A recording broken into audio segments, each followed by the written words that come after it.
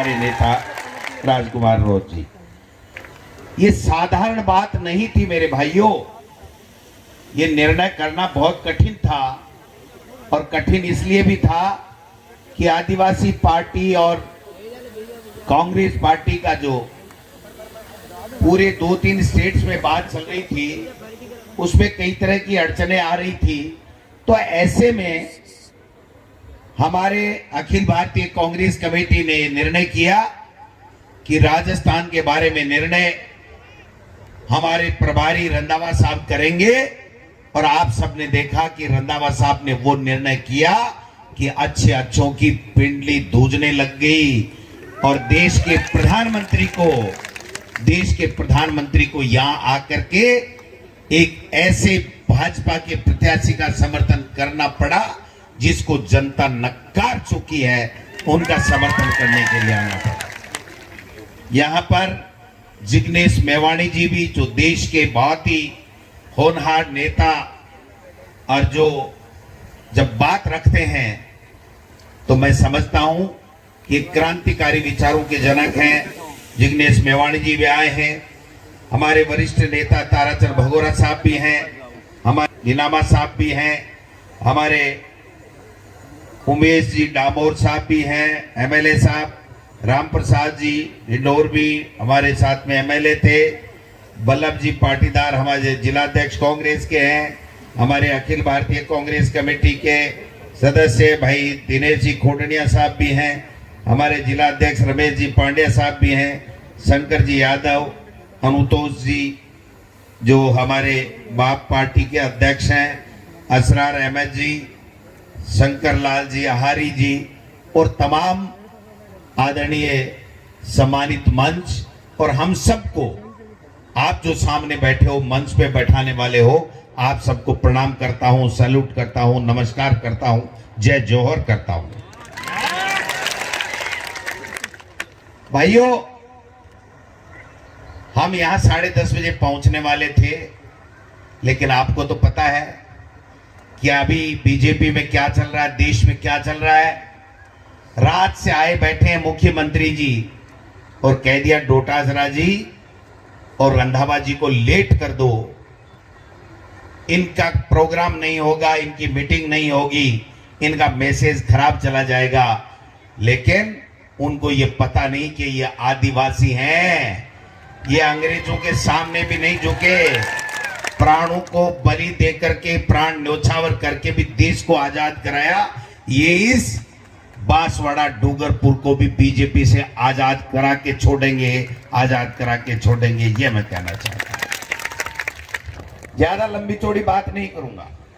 देश के प्रधानमंत्री ने ये ठान लिया है कि भारतीय जनता पार्टी का अगर तीसरी बार राज देश में आ गया तो न तो आदिवासी बचेगा, न ये देश बचेगा, न ये लोकतंत्र बचेगा और न बाबा साहब का दिया हुआ संविधान बचेगा। ये तय कर लिया देश के प्रधानमंत्री ने। और आपने देखा हुआ कि वो जिस प्रकार का भाषण देने लगे पहले फेज में, उनकी हवा उड़ गई। वो 102 में से जहां अधिकतर सीटें अपनी मान रहे थे, 30 सीटें भी उनकी आने वाली नहीं है। और पूरे हिंदुस्तान में 4 जून को आप देख लेना, वो 150 के अंदर रह जाएंगे, 150 के अंदर रह जाएंगे।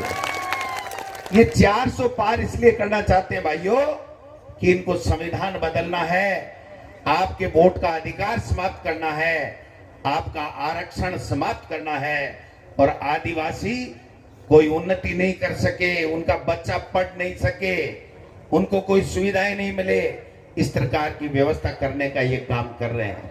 इसलिए हम लोग आज स्पेशल चला के हमने कहा नहीं आना है, क्योंकि एक भ्रांति फैला रखी है कि साहब पता नहीं कांग्रेस में क्या है, क्या हुआ, क्या नहीं हुआ।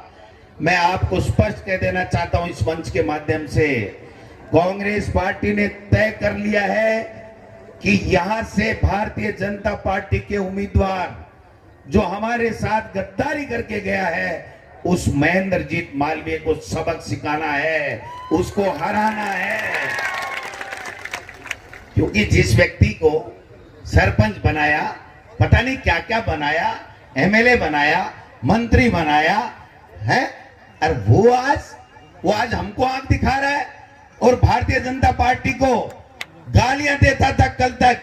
वो उसकी गोद में जाकर के बैठ गया और अपनी मां के साथ में उससे गद्दारी की, अपनी पार्टी के साथ में उसने गद्दारी की है। इसलिए मैं आपसे निवेदन करने आया हूं, हमने बड़ा सोच समझ के फैसला किया है। मैं मेरी कांग्रेस पार्टी के तमाम कार्यकर्ताओं, तमाम नेताओं से आग्रह करना चाहता हूं कि ये चुनाव ये केवल कांग्रेस, बीजेपी और बाप पार्टी का चुनाव नहीं है, ये देश का चुनाव है। बहुत सोच समझ के फैसला किया गया है। तमाम लोग एकजुटता के साथ में 26 तारीख को राजकुमार रौत और बाप पार्टी को, इस गेडिया को जिता करके लोकसभा में भेजने का काम करें। और जो कांग्रेस पार्टी के आदेश को नहीं मानेगा वो कांग्रेस पार्टी में नहीं रहेगा। भाइयों, कांग्रेस पार्टी में नहीं रहेगा, ये तय करना। ये कोई तमाशा है? मर्जी है तब जिसने कांग्रेस के हाथ के निशान के ऊपर चुनाव लड़ा, या तो मालवीय की तरह चला जाए। और यह कांग्रेस पार्टी जब बाप को समर्थन दे रही है तो यहां से बांसवाड़ा और डूंगरपुर में यहां से गेडिया को जिता करके लोकसभा में भेजने का काम करे। ये एक संदेश देने के लिए हम लोग आए हैं। आज कितने नीचे स्तर पे उतर गए देश के प्रधानमंत्री, सोचना नहीं चाहिए हमको। हिंदू मुस्लिम करने लग गए कि सारा का सारा मुसलमानों को दे देंगे। मैं कहता हूं देश के प्रधानमंत्री को यहां आकर के अगर उन्होंने भाषण दिया तो हमारे इन आदिवासी भाई बहनों को क्या देंगे, ये बात करनी चाहिए थी। नहीं कि इस देश में नफरत फैलाने की राजनीति करनी चाहिए थी। देश में नफरत फैला करके, देश के टुकड़े टुकड़े करके वो अपने सत्ता में काबिज रहना चाहते हैं। ये मुमकिन नहीं है। मोदी जी ये आदिवासी हैं जिन्होंने अंग्रेजों के सामने घुटने नहीं टेके, गोलियां खा के अपने आप को शहीद कर दिया, लेकिन देश को आजाद कराया। उसी तरीके से 26 तारीख को भाई लोगों, गेडिया के निशान के ऊपर तमाम कांग्रेस और बाप के तमाम कार्यकर्ता नीले बटन को दबा करके राजकुमार रौत को यहां से लोकसभा में भेजने का काम करेंगे। ज्यादा लंबी चौड़ी बात की जरूरत नहीं है। बात टकेगी एक ही है भाई जी, और बाप एक हुए, बाप और बाप एक हुए। हमने कह दिया, हमारे प्रभारी ने कह दिया, हमारे पार्टी आला कमान ने कह दिया कि मालवीय को जिसने पार्टी के साथ गद्दारी की उसको हराना है और राजकुमार रौत को जिताना है। आगे की गारंटी हमारी है। भाइयों, कांग्रेस के तमाम नेता और कार्यकर्ताओं को कहना चाहता हूं, मैंने इस व्यक्ति को देखा है, एक चाय नहीं पी और पूरी 5 साल सरकार बचाने का काम इसने किया था। आज ये फैसला यूं ही नहीं हुआ है। अगर ये राजकुमार रौत, ये डिंडोर जी ये नहीं होते तो 5 साल कांग्रेस की सरकार नहीं चलती है। मोदी जी और अमित शाह जी पहले ही सरकार गिरा देते हैं। इसलिए लंबी चौड़ी बात नहीं है। 26 तारीख दूर नहीं है। देश के प्रधानमंत्री को भी जवाब देना है और इस मालवीय जी को भी जवाब देना है, बीजेपी के लोगों को भी जवाब देना है। ये जोश और जुनून बरकरार रखिए और 26 तारीख को इस बीजेपी का मोरिया बुला दीजिए। ये मैं कह रहा हूं। बुला दोगे? बुला दोगे?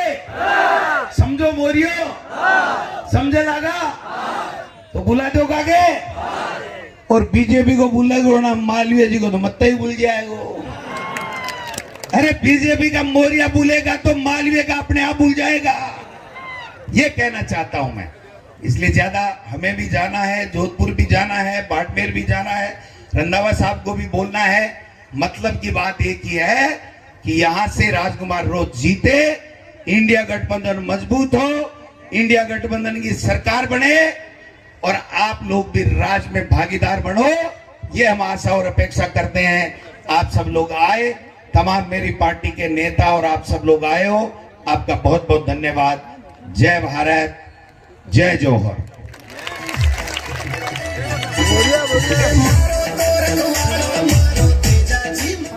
धन्यवाद साहब।